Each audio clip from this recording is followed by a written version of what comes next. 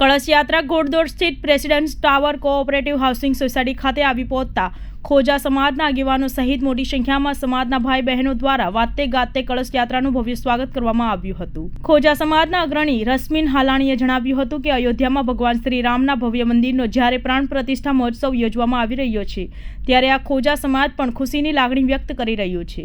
આજે અયોધ્યાથી જ્યારે કળશ યાત્રા તેમની સોસાયટી ખાતે પધારી છે ત્યારે ખોજા સમાજ દ્વારા ભવ્ય સ્વાગત કરવાની સાથે શ્રી રામચંદ્ર ભગવાનનું પૂજન આરતી કરવામાં આવી હતી।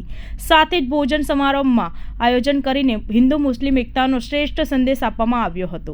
આસિફ ખેરાણી છે, પ્રેસિડેન્ટ ટાવર સોસાયટીના સેક્રેટરી છીએ અને આજે અયોધ્યાથી નીકળેલ કળશ યાત્રાનું અમે લોકો ખોજા આગેવાનો તમામ સમાજ સુરત સમાજમાં જે ખોજા આગેવાનો છે તમામ સમાજ હાજર રહી અને આ કળશ યાત્રાનું અમે વાજતે ગાજતે સ્વાગત કર્યું છે।